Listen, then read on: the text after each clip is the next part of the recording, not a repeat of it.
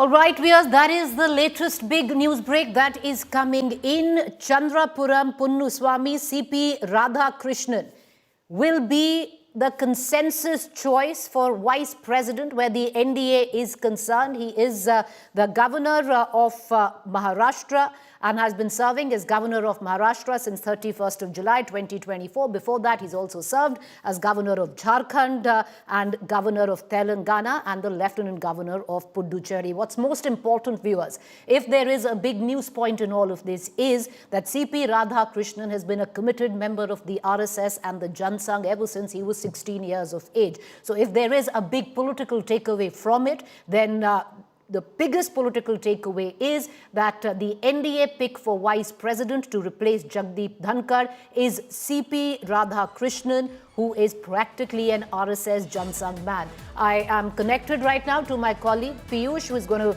be joining us in just a short while from now. So the NDA has a vice president candidate. You had JP Nadda, the party president, come out, announce the name a short while ago. He made it very clear that consensus has been sought across party lines where the NDA allies are concerned, and the name that has been mooted by the NDA for the vice president elections is CP Radhakrishnan. The biggest takeaway, viewers, of this is the sheer fact that CP Radhakrishnan comes from the Jan Sangh and has been a dedicated member and cadre of the RSS ever since the age of 16. And I would reckon that is exactly what you need to underline. That is the biggest takeaway. So the RSS hand behind the vice president pick, very, very clear. Let me bring in my colleague Maria, who's joining us from the newsroom right now. Maria, CP Radhakrishnan, the NDA's candidate for vice president, and ultimately I would reckon if there is going to be the biggest political takeaway, and that would be the imprint of the RSS behind mooting of that name. Yes, that's right, Preeti, and also a message that is going to the southern voters because Mr. Radhakrishnan, presently serving as the governor of Maharashtra, has also been a two-term MP from Coimbatore. Remember, a crucial state of Tamil Nadu goes to polls next year. The BJP certainly is looking at expanding its toehold in that state. There are efforts that have been made by the party for looking at an alliance with the AIA-DMK.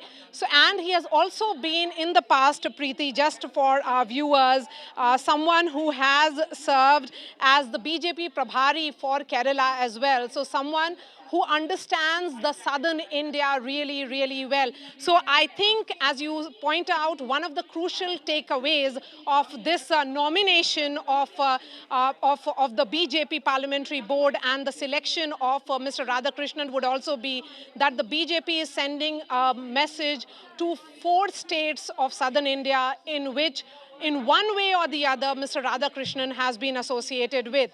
But of course, as you pointed out, his long equation or relationship with Jan Sangh cannot be missed. He is an organization man. He has been with Jan Sangh since the age of 16. So the BJP certainly telling the RSS, remember, Preeti, there is going to be a crucial address by the RSS Sar Sanchalak, the RSS Supremo, Mohan Bhagwat, on 26th, 27th, 28th in Delhi. And before that, this kind of a selection, which has the endorsement of the RSS and, of course, has all the NDA allies on board, is significant. What I'm also told is just before that announcement was made, Preeti, the message was carried from the BJP Parliamentary Board to all the alliance partners that this is the name that the party has decided, and the alliance partners' endorsements were sought as well. All right, so that's the big news coming in, viewers. The NDA has a new pick for the vice president to replace Jagdeep Dhankar. The nomination is very clear. It's CP Radhakrishnan. He's the current incumbent governor of the state of Maharashtra. He's already served as governor earlier before, even the lieutenant governor of the state of Puducherry. But as Maria was pointing out, there are 2 big takeaways from it, and let's break both those takeaways down. Number 1, messaging. Optics are very important in the field of politics, and there is clear messaging going down.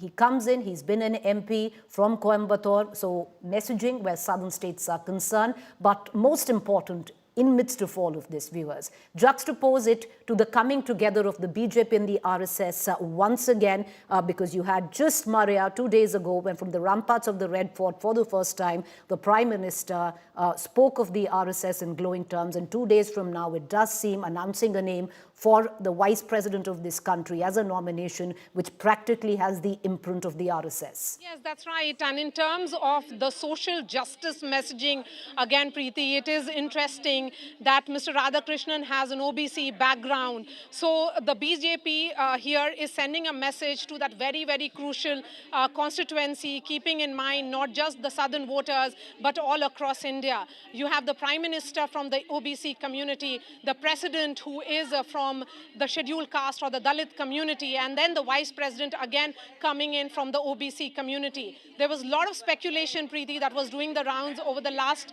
few days. Could it be Mr. Thawar Chand Gehlot, and what could work for him? Even the name of Om Mathur was doing the rounds, but BJP, as it is known for springing up surprise, has done so again, taken all the reporters by surprise by coming out with the name of Mr. Radhakrishnan, who has in terms of the social justice messaging, first, he comes from the OBC background. The messaging number 2 would be certainly for the southern voters, someone who has served as an MP from Coimbatore. So an outreach of sorts which is happening to Tamil Nadu and also in other parts of southern India.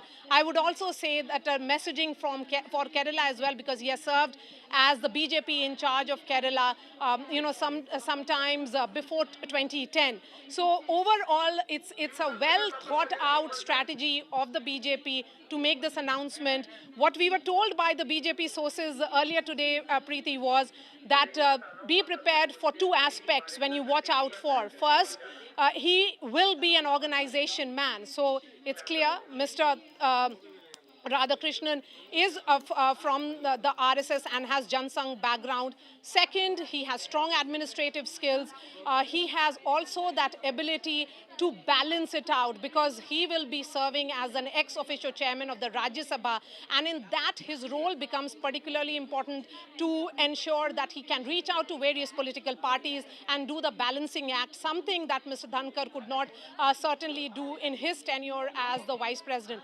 The NDA has the numbers here, Preeti. It has the numbers clearly, but it remains to be seen, and I would be really watching out for whether the DMK agrees to back this candidacy of Mr. Radhakrishnan, because he is from Tamil Nadu. Right. Can the DMK really afford to not do so? Because remember, there was almost like a catch-22 situation for Mamata Banerjee when the name of Mr. Dhankar was announced. Mamata Banerjee's TMC had decided to break the ranks of the India bloc and had gone ahead and backed the candidacy of Mr. Dhankar then. So be prepared. Perhaps the BJP floor managers and the strategists would have reached out to MK Stalin by now to ensure that they get the numbers right, and there would be some kind of almost like a breakout moment from within the India bloc. If it is, it will be interesting to see whether MK Stalin actually backs this very, very important name which has been floated by the BJP now. Well, you're right, that does put MK Stalin in a quandary, because you have Mr. Radhakrishnan, who comes in from the state of Tamil Nadu, but he's also been a part of the Rath Yatra, and at that point of time, the DMK had heavily criticized him. So, there is a duality there.